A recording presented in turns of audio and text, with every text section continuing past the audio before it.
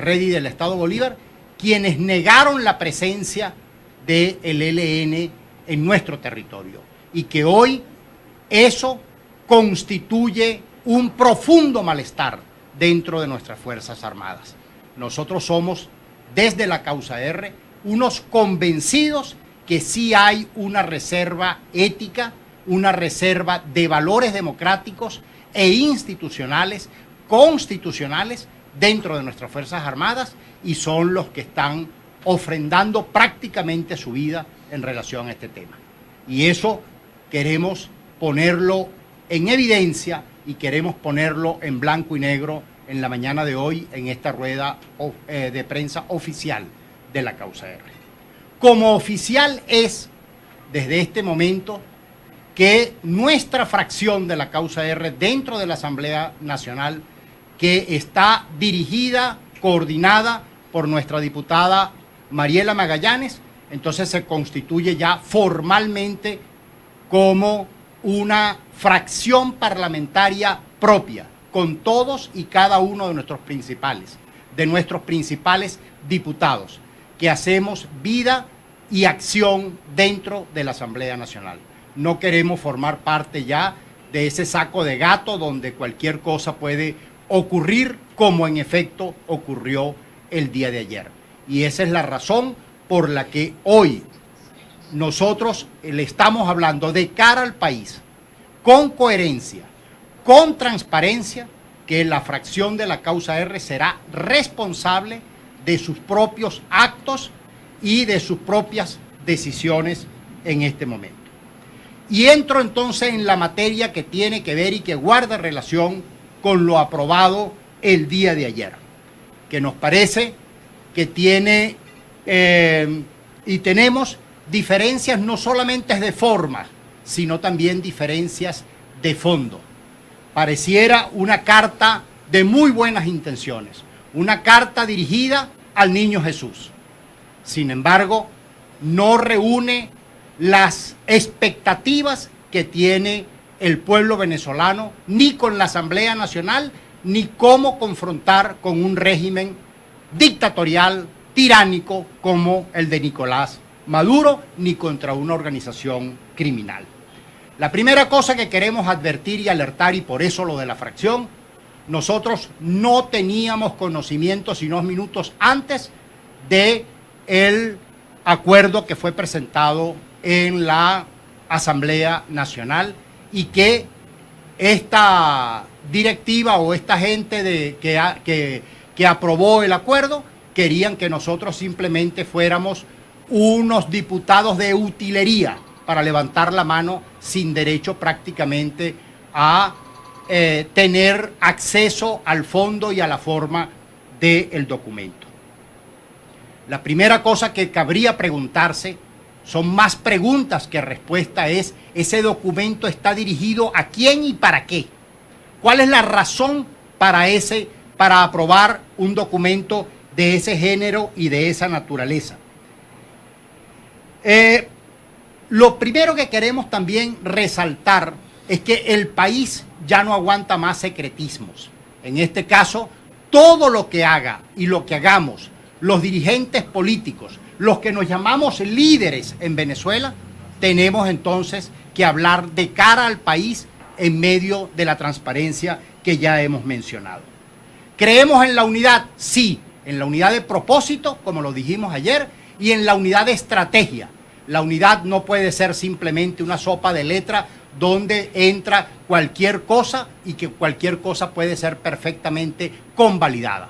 Esa no es la unidad, ni que requiere la circunstancia del país para tratar un tema tan grueso como es el caso de la transición, como para nosotros despedirla simplemente porque nos pusimos de acuerdo en una carta al niño Jesús toda bonita y toda arregladita para presentarnos ante el país unido. Esa no es la unidad que quiere el país. La unidad que quiere el país es una unidad también de compromiso, de estrategia, de propósito y de objetivos suficientemente claros. Por ejemplo, un detalle del acuerdo. Dice acuerdo político. ¿Qué significa acuerdo político? Una salida con acuerdo político. ¿Qué significa eso? ¿Cómo se come eso? ¿Cómo le explicamos nosotros a los ciudadanos venezolanos qué significa un acuerdo político para salir del régimen? En todos los considerandos, en todos sin excepción, no se trató un tema político, sino todos fueron temas económicos, obviando, por cierto, el más grueso, que es el tema petrolero y las sanciones que tienen funcionarios de este régimen a los que nosotros de alguna manera condenamos y aplaudimos a aquellos países que hoy están persiguiendo a los corruptos, a los que han violado los derechos humanos y, por supuesto, los crímenes de lesa humanidad. Habla de pérdida de legitimidad, refiriéndose a Maduro, y no de desconocer a Maduro. Eso es un tema de fondo, porque aquí de lo que se trata es de desconocer a Maduro, y especialmente a partir del 10 de enero. Desconocerlo antes, durante y después. Y ese es un tema neurálgico para nosotros y para poder tener libre entendimiento entre los que nos decimos en oposición. Y no puede haber, en el supuesto de que lo haya, negociación sin presión. La presión tiene que ser adentro y afuera, no solamente los países vecinos o los países en el contexto internacional de la Unión Europea, de Estados Unidos, etcétera, o del Grupo de Lima, o de la OEA, o del Parlatino, o el Parlasur, o Mercosur. Tiene que ser también a nivel interna la presión. Aquellos que pretenden calmar la calle no pueden contar entonces con la causa R. No existe negociación sin presión, pero tampoco hay negociación buena con negociadores malos. Y eso tiene también que quedar claro para los efectos no solamente de la causa R, sino del país. Y por eso nosotros insistimos en aprobar lo que aprobamos el martes antes pasado, cuando nombramos como justamente indeseable al señor Zapatero como representante de cualquier fórmula con respecto a Venezuela. Se autodescalificó con su accionar.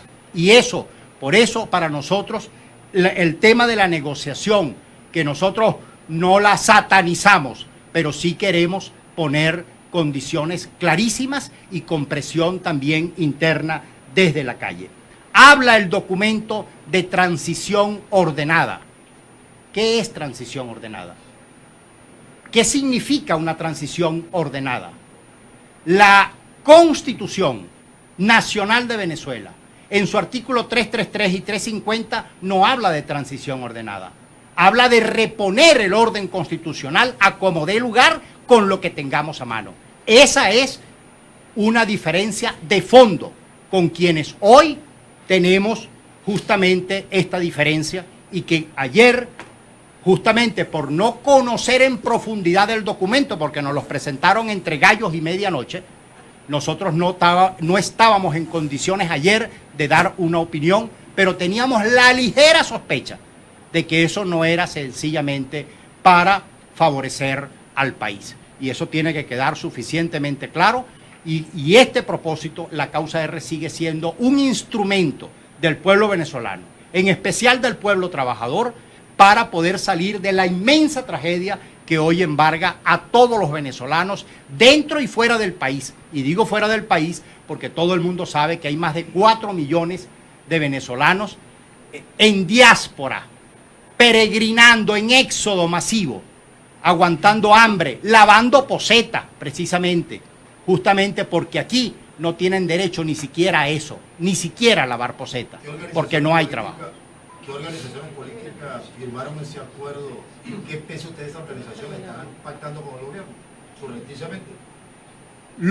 Eso lo tienen que aclarar ellos. Nosotros estamos diciendo exactamente lo que nos corresponde decir en este momento. Si ellos tienen un cable pelado a favor del gobierno, que lo aclaren ellos. Nosotros estamos diciendo el porqué de nuestro, y por eso queremos justamente blindar lo que es la fracción de la causa R para ese propósito. Vamos. Pero usted señala eso no favorece al Ok. pueblo. ¿A quién favorece a su juicio en estos mismos argumentos que ustedes esgrimen para blindar su posición allá? Vamos a responder todas las preguntas que sean necesarias. Vamos a darle la palabra a Alfredo Ramos y retomamos entonces las preguntas y las respuestas. Muchas gracias. Bueno, muchas gracias a todos ustedes por esta oportunidad de estar presentes en esta rueda de prensa que convocamos el día de hoy. Yo me quería referir al tema laboral, especialmente porque en pocos días se cumplen 3 meses del anuncio de Nicolás Maduro sobre el plan de recuperación económica y prosperidad para todos los venezolanos. Son 3 meses donde se ha demostrado, tal cual como lo dijimos en su oportunidad, que este plan no iba para ninguna parte y que en vez de ser un plan para reconstruir a Venezuela, era un plan de destrucción económica. En estos 3 meses lo que hemos visto es cierre de empresas, desmejoras en todas las condiciones de los trabajadores y, por supuesto, algo que realizó Nicolás Maduro, que fue arrebatarle, eliminarle una conquista histórica a los trabajadores, como son sus contratos colectivos, al imponer una tabla única salarial que prácticamente iguala a todos los trabajadores que por la vía de sus convenciones colectivas tenían mejoras, no solamente desde el punto de vista de aumentos salariales, sino también de beneficios como planes vacacionales, el tema de las prestaciones, los bonos de productividad, bonos de transporte, bono nocturno, horas de sobretiempo. Es decir, que todas esas reivindicaciones logradas por los trabajadores, plasmadas en las convenciones colectivas, en la práctica fueron eliminadas por Nicolás Maduro. Maduro acabó con el valor del trabajo, el valor del empleo y el valor del salario en nuestro país. Es decir, que ese aumento que hizo Maduro de 3 millones de bolívares que tenían los trabajadores de salario mínimo a 180 millones o 1.800 bolívares soberanos, en pocos días se convirtió en sal y agua. 1.800 bolívares soberanos en este momento para los trabajadores no significa nada. Con eso no pueden comprar absolutamente nada de los productos de la canasta alimentaria. En este momento se requieren nada más y nada menos que 24 salarios mínimos para poder costear la canasta básica familiar. 24 salarios mínimos. La inflación proyectada para este año está por encima del 1.000.000%. Algunos hablan 1,5 millones, otros hablan que puede incluso estar por encima del 1,5 millones%, lo que ha generado pues una situación de empobrecimiento aún más en los trabajadores. Hay mucha gente que incluso el propio trabajadores dice que estaban hasta mejor antes de la aplicación de esas medidas que después que Maduro hizo un aumento de 3 millones a 180 millones. Quiere decir que Maduro con ese plan lo que generó fue mayor pobreza. Los trabajadores venezolanos están pasando hambre. La mayoría de los trabajadores venezolanos y sobre todo el sector técnico, el trabajador calificado y los profesionales están huyendo del país producto de la situación económica que están viviendo. No les alcanza para alimentarse ellos ni para alimentar su familia estos 1.800 bolívares soberanos.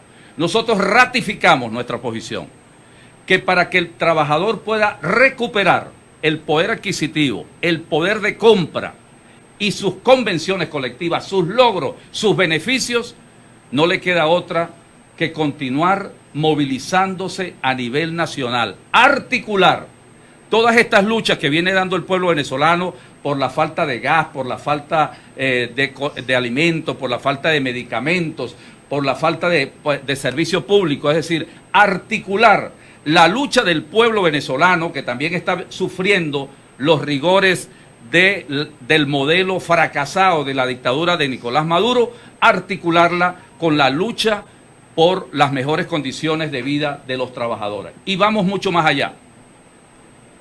No basta para los trabajadores la lucha por mejorar su situación económica desde el punto de vista salarial. Y eso lo han entendido a nuestra manera de ver muchas organizaciones sindicales y dirigentes sindicales que hoy hablan de que la solución del problema de Venezuela es la salida de Nicolás Maduro. Por eso nosotros ratificamos nuestra propuesta, es una ruta democrática y constitucional de articular, de retomar la movilización de calle y por supuesto una propuesta que ratificamos y reivindicamos hoy más que nunca, sobre todo por la situación de empobrecimiento que están viviendo los trabajadores del pueblo venezolano, que es la huelga nacional. La huelga nacional, para eso estamos proponiendo que en el transcurso de este año se deben dar algunos paros escalonados para que el próximo año, sobre todo a raíz de la fecha del 10 de enero, con el desconocimiento no solamente nacional sino internacional de Maduro, porque Maduro deja de ser presidente el 10 de enero. Maduro es un ilegítimo, Maduro es un presidente ilegítimo desde el mismo momento en que se robó las elecciones del 2013. Lo demás ustedes lo conocen, desconocimiento de la voluntad popular en el 6 de diciembre del 2015, donde el pueblo votó mayoritariamente por los factores democráticos e inmediatamente fue desconocida esa voluntad popular, desproclamando 3 diputados, poniendo en condiciones de desacato y prácticamente anulando lo que son las funciones y las competencias de la Asamblea Nacional. Es decir, Maduro tiene tiempo que es ilegítimo. Y el 10 de enero, la propuesta, por supuesto, también de los trabajadores y del país en general, es el desconocimiento. Desconocer a Nicolás Maduro y prepararnos el año que viene, luego de estos paros escalonados, a una huelga nacional que va mucho más allá de los trabajadores. La huelga no es exclusiva de los trabajadores venezolanos. La huelga es un mecanismo constitucional. Si al pueblo le están arrebatando el derecho a la vida, como es el derecho a la salud, a tener medicamentos, el derecho a la alimentación, porque nuestro pueblo se está muriendo en estado de desnutrición por falta de alimentos, si se le niegan los derechos fundamentales a tener servicios públicos de calidad, como es tener gas en Lara, en muchas partes de este país, y estoy seguro que también en Caracas, nosotros estamos retrocediendo décadas, donde la gente está cocinando a leña, donde la gente espera que llueva para recoger agua de lluvia, para poder tener en sus hogares. A esa situación hemos llegado. Por eso, la huelga que estamos proponiendo va mucho más allá de los trabajadores, sino una huelga nacional, una huelga del pueblo, una huelga ciudadana para lograr un desenlace democrático que no es más que buscarle la solución al problema del país, que es Nicolás Maduro, con su salida. Eso era lo que quería. ¿Algunas preguntas? Bueno, la pregunta para Américo. ¿El entendimiento favorece lo aprobado ayer por la mayoría de los partidos? A los partidos que menciona justamente el acuerdo. O sea, al pueblo no lo favorece. Presumo que favorecerá a los que están mencionados allí. Ahora, en cuanto al ELN, las denuncias que usted ha hecho, también su familia ha sufrido de alguna manera persecución por parte de estos cuerpos de seguridad del Estado, y aproximadamente cuál es el porcentaje de, en el que están ubicados estos grupos irregulares en el Estado Bolívar. No, porcentaje no tengo. Tenemos ubicación de sus coordenadas en dónde están ubicados. Bochinche, municipio Sifonte, Anacoco, San Martín de Turumbán, municipio Sifonte, que es la capital es Tumeremo, el municipio Cedeño, en las minas de San Vicente de Paúl, que son de diamante, y en el municipio Cedeño también, al sur de Caicara, al Orinoco, en Parguasa. Pero a mí se me pasó por alto un tema bien delicado y que queremos también señalarlo con nombre y apellido. Le dieron la tarea al DIGESIN, Alexander Granco Arteaga, con nombre y los 2 apellidos. Alexander Granco Arteaga, de neutralizar a Andrés Velázquez y Américo de Gracia. En términos militares, todo el mundo sabe lo que significa neutralizar. Yo quiero advertir a la opinión pública nacional y a la opinión pública internacional de estas amenazas permanentes del gobierno, así, con nombre y apellido. Ese fue el mismo personaje que hoy está en Guayana, el mismo personaje que operó en la masacre del Junquito contra Oscar Pérez. De manera que nosotros tenemos que advertir y alertar de toda esta situación irregular, y me imagino que deben de estar todavía dolidos porque nosotros los hemos ido desenmascarando de manera pública. Cómo estafan a la nación, cómo roban, cómo la saquean, cómo liquidan cualquier posibilidad incluso de recuperarnos hidroeléctricamente, de recuperarnos en materia de ambiente, de recuperarnos de manera hídrica con nuestros ríos, etcétera, y por supuesto la pérdida de la soberanía, que significa el involucrar a cuerpos y ejércitos extranjeros en tareas que se supone están reservadas constitucionalmente, de manera exclusiva, de manera monopólica a las Fuerzas Armadas, cosa que nosotros estamos de acuerdo porque ese es el deber ser. ¿Hay desplazados, diputado? Por supuesto, y lo hemos dicho con nombre y apellido, hay más de 4.000 guaraos viviendo hoy, no es que me lo contaron, es que estuvimos allí, en Manaos, Brasil. Están hospedados y por eso le agradecí públicamente al gobierno brasileño que esté atendiendo a este grupo de hermanos indígenas del territorio guayanés. Y cuando digo guayanés me refiero a que ellos son oriundos del delta, de la serranía de Imataca, pero la serranía de Imataca es muy amplia y es justamente donde está operando. Bochincha es la serranía de Imataca y colinda con Guyana, y ya hay conflictos incluso de cómo hay personas heridas dentro de Guyana por ataques también del ELN. O sea que esto es ya un tema que trasciende las fronteras venezolanas y afecta a otros países, como el caso de la República Cooperativa de Guyana. Volviendo al tema de la unidad de la nación, esta ruptura con la expresión de la unidad es una ruptura también con el Frente Amplio e incluso con lo que queda de la Mesa de la Unidad para la causa de... Mira, nosotros tenemos instancias distintas. El Frente Amplio no es la Mesa de la Unidad, el Frente Amplio no es la unidad per se, ahí hay de todo, ahí hay trabajadores que son chavistas, no es que eran chavistas, no, son activos. O sea, creen en Chávez, aman a Chávez, adoran a Chávez y sin embargo están aquí por todo lo que alegó nuestro compañero Alfredo Ramos. De manera que el Frente es una cosa, la Mesa de la Unidad es otra, la composición de la Asamblea Nacional es otra. Nosotros no estamos rompiendo absolutamente con nadie. Lo que estamos es Asumiendo blindando también nuestros espacios, porque en esto nosotros también tenemos que cuidar la única cosa que en política se puede cuidar, que es el prestigio. Nosotros no tenemos nuestra palabra, nuestros valores, nosotros no tenemos bienes de fortuna, pero la poca credibilidad o mucha credibilidad que pueda tener la causa R no la podemos ver involucradas en actos como el celebrado ayer en la Asamblea Nacional. Está más la forma que el fondo para llegar a lo que la oposición quiere, que es un cambio de gobierno. Bueno, yo no sé si los demás quieren un cambio de gobierno. Yo estoy ya diciendo lo que nosotros queremos y por eso hacemos observaciones de fondo y de forma. A eso se apelaba en el documento ayer leído, que el fondo era, y de hecho varios discursos fueron en esa tónica dirigidos, que el fondo era el cambio, una transición de gobierno y que las diferencias estaban en las formas. Por eso le pregunto, con la posición que está fijando la causa R el día de hoy, ¿está pesando más la forma para llegar a ese fondo? No, fondo y forma, y lo dijimos ahorita, fondo y forma. O sea, por ejemplo, negociar sin pelear. Aquí hay 2 sindicalistas que han ganado y han firmado contratos colectivos con empresarios, con la contraparte.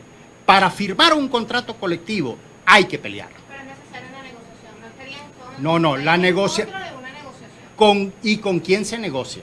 Por ejemplo, con bate quebrado no se puede negociar. Un bate quebrado, zapatero. Entonces, en eso tiene que ver quiénes vamos a poner en la mesa. Eso es lo que la gente tiene que quedar suficientemente clara. Presume que lo que es de acuerdo a lo que se tocó las bases para una negociación justa, sin a espaldas del país o en términos que no favorezcan.